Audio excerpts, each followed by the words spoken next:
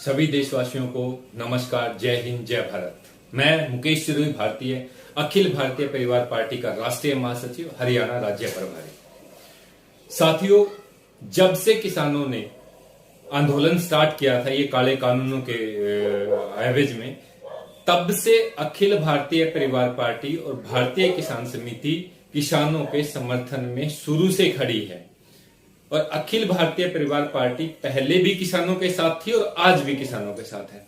लेकिन जो बर्बरता कल हरियाणा राज्य प्रभारी होने के नाते जो बर्बरता कल किसानों के ऊपर हरियाणा में हुई, वो कहीं न कहीं निंदनीय है। और सत्ता निरंकुश हो चुकी है, सत्ता सिर्फ तानाशाही दिखा रही है। उस साइड में अगर देखा जाए तो अमृतसर में जलियांवाला बाग परिसर का ये उद्घाटन करते हैं और वहीं पे ये अपने आप को जनरल डायर की सिचुएशन में लेकर हरियाणा में निहत्थे किसानों के ऊपर अत्याचार करते हैं। ये कहीं न कहीं निंदनीय है और ये तानाशाही सरकार है। और कहीं न कहीं तानाशाही सरकार प्रशासन के साथ मिलकर प्रशासन पर दबाव डालकर गलत तरीके से अपने ही लोगों के ऊपर लाठी चार्ज करा रही है। हम सबको समझना चाहिए, क्योंकि किसान का बेटा ही है जो पुलिस में भी है और फौज में भी है, आर्मी में भी है। तो दोनों जगह पर किसानों का बेटा है। सरकारें आएंगी जाएंगी, सरकारों का आना जाना लगा रहेगा, लेकिन हमें यहीं पे रहना है। और कल जो बर्बरता पुलिस ने इनके कहने पर, ये नहीं कह सकते कि ये खट्टर सरकार ने किया है, ये खट्टर सरकार नहीं है, ये सेंटर का कानून है। ये कहीं न कहीं मोदी सरकार और अमित शाह सरकार की मिली भगत की वजह से हरियाणा सरकार ने आदेश देकर, और वहां के एसडीएम अगर ऐसी बातें जो कानून के दायरे से बाहर है, अगर ऐसे आदेश देते हैं तो कहीं न कहीं वो निंदनीय है, सोचने का विषय है। हम उसका पुरजोर विरोध करते हैं कि जो आदेश एसडीएम ने दिया है वो कहीं न कहीं मोदी सरकार की मिली भगत के बिना नहीं दे सकते। तो ये सब चीजें देखते हुए मैं सरकार से बार बार आगाह करूंगा, पहले भी हम लोगों ने बार बार आपके सामने समक्ष रखा है कि या तो बाज आ जाइए, नहीं तो वो दिन नहीं दूर नहीं है जब जिस किसान ने, जिस अन्नदाता ने आपको उस कुर्सी पर बिठाया था, वही उस कुर्सी से उतार के आपको बाहर फेंक देगा।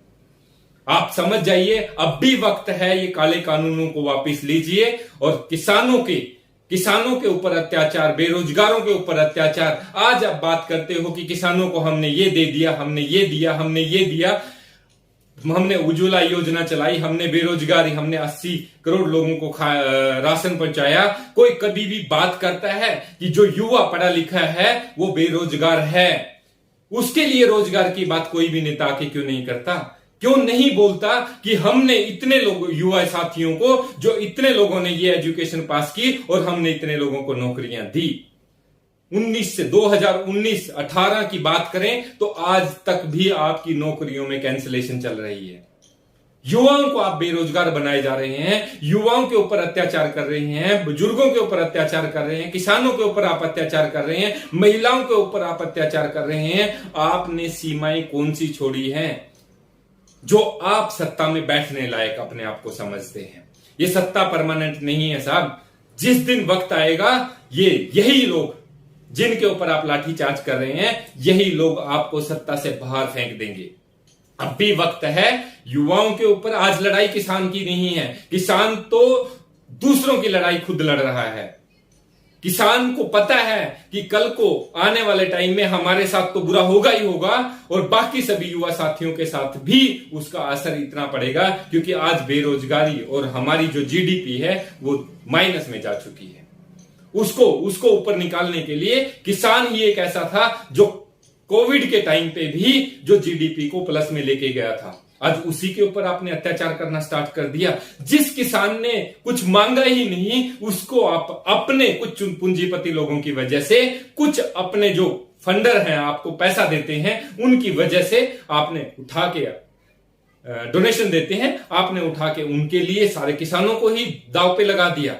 ऐसी तानाशाही सरकार ज्यादा दिन तक नहीं रहती। और ये वक्त आ चुका है अब कि चाहे आप किसी भी स्टेट के इलेक्शन हो, उनमें आपको वो सबक मिलना शुरू हो गया है। और आने वाले 2024 में अखिल भारतीय परिवार पार्टी किसी भी भाजपा या कांग्रेस के नेता की जमानत भी नहीं बचा पाओगे आप लोग, सभी की जमानत जब्त कर देगी।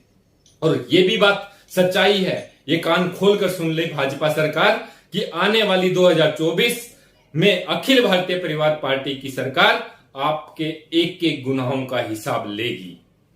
ये मत सोचो कि सरकार में से जाने के बाद आपका कोई कुछ नहीं बिगाड़ सकता, ये बिगाड़ेगी। और राजीव सिंह कुशवाहा भारतीय जो हमारे जो राष्ट्रीय अध्यक्ष है, उन्होंने एक बात बोली है कि करनाल में ही जिस पिता पर आपने लाठीचार्ज किया है, जिस किसान पर, कल को उसी का बेटा अगर विधायक बन के आ गया तो आंख में आंख मिलाने लायक नहीं रहोगे आप लोग। ये ध्यान रखना, प्रशासन को भी समझना चाहिए। और प्रशासन का गलत तरीके से इस्तेमाल कर रही है भाजपा सरकार, ये सिर्फ दूसरों को आपस में भिड़ाने का काम कर रही है और अपना उल्लू सीधा कर रही है। तो अभी भी वक्त है, हम किसानों के साथ थे, किसानों के साथ हैं और हमेशा किसानों के साथ रहेंगे। भाजपा सरकार को अब भी सबक ले लेना चाहिए कि ये तीनों काले कानून वापस ले ले, नहीं तो वो वक्त दूर नहीं है जो इनको कोई भी किसी भी राज्य या किसी भी अपनी कॉन्स्टिट्यूएंसी में घुसने नहीं देगी जनता। मैं फिर अपील करता हूं प्रशासन से भी कि प्रशासन इनकी बातों में आकर अपने आप का जो अस्तित्व है उसको खराब ना करे। जय हिंद, जय भारत।